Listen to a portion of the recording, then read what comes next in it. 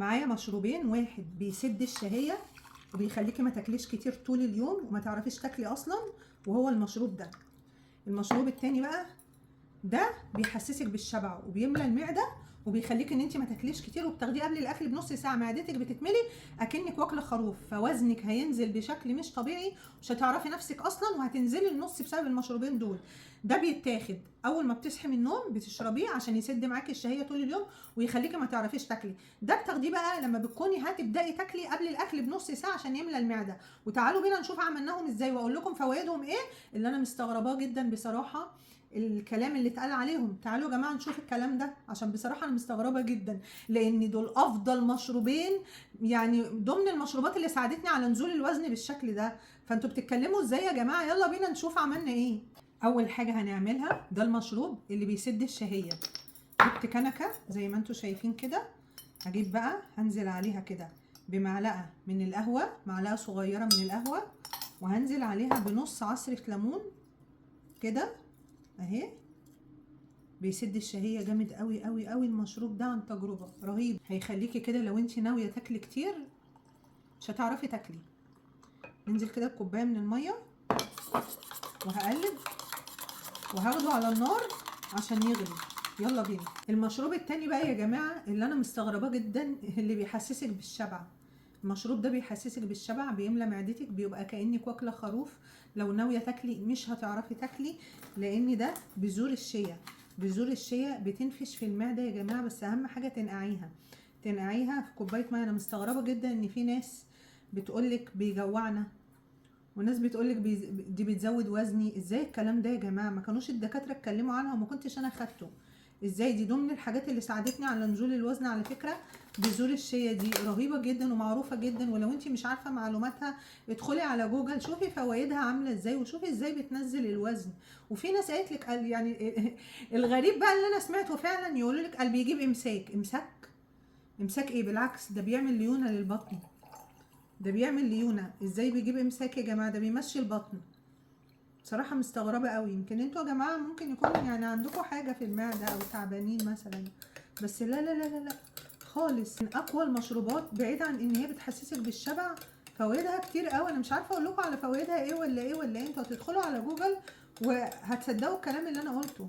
انا بحط كده معلقه على كوبايه ميه، وبجيب بقى بحط بقى عصره نص ليمونه، وممكن ما احطهاش، ممكن احط معلقه عسل ابيض، بس اهم حاجه العسل يكون اصلي بيور. تمام؟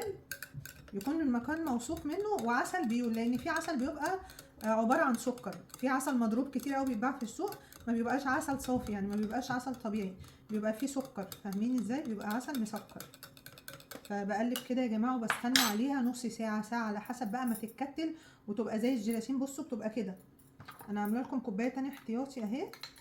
بصوا بتبقى شايفين، بتبقى عباره عن جيلي كده بتتقل القوام بتاعها. بصوا بيتقل وبيبقى عباره عن جيلي، بيتكون كده ماده جيلاتينيه، وهي دي اللي بتساعدك على الشبع وبتملى المعده وكانك واكله خروف. فلو ناويه تاكلي اكله دسمه وناويه بقى يعني تدبيها، تشربي الكوبايه دي قبل الاكله بنص ساعه، معدتك هتتملي ومش هتحتاجي ان انت تاكلي كتير. وهو ده اللي بيساعدنا على نزول الوزن، وهو ده اللي ساعدني اصلا كل الوصفات اللي انا بقول لكم عليها. في مشروب برضو بعمله لما بحس ان وزني بيزيد، ده بينزل 10 كيلو في الشهر. لو عايزينه حبايبي اكتبوا لي مشروب حلو قوي ومفعوله يجنن يجنن.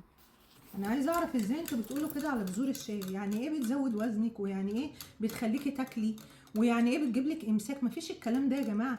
دي بتساعد على تحسين الجهاز الهضمي، وبتساعد كمان على صحه القلب، يعني بتخلي القلب ده حديد. في ناس برضو بتقولي في الكومنتات يا هيومه هو ايه ولا ايه بالظبط اللي نزل وزنك؟ حبيبه قلبي كل اللي بنزله ده نزل وزني. ما انا اكيد ما باخدش المشروب ده مع المشروب ده مع المشروب ده.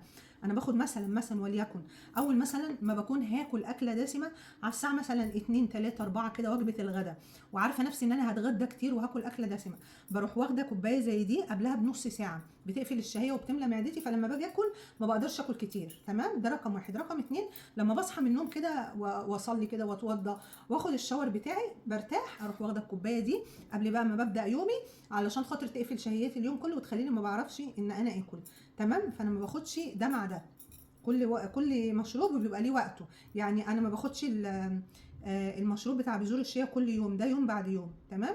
ده يوم بعد يوم، ده باخده يوميا، وساعات باخده يوم بعد يوم، فما باخدش الحاجه مع بعضها. طيب المشروب الاخضر بقى اللي انا نزلته من شويه ده بقى بيغسل الكلى وبيطرد السموم من الجسم، بينظف البكتيريا من الجسم، بشرتك يخليكي عامله زي البيبي، بيمنع التجاعيد، بينزل الوزن، بيقوي الشعر، بيمنع التساقط. المشروب الاخضر ده بجد رهيب. هو على صفحتي التانية نزل، صفحة مع هيام محمود من شوية، وهينزل تاني على صفحتي التانية. المهم انتوا لو عايزين قولوا لي وانا انزل لكم الطريقة في الكومنتات. اهم حاجة حبايبي اعملوا لايك لاي فيديو بينزل عشان خاطر يجيلكم اشعارات بالفيديوهات اول باول. ارجع اقول لكم تاني عشان بتقولوا لي هيام الفيديو مش واصل لي، عشان كده بقول لك حبيبتي اعملي لايك عشان يوصلك الفيديوهات على طول، ما تدوريش عليا وتستفيدي بالوصفات. بصوا بقى ده لما قعد ساعة وتقل ازاي وبقى عامل زي الجيلاتين، وده لسه هيقعد شوية. جربوهم يلا بالهنا يا رب.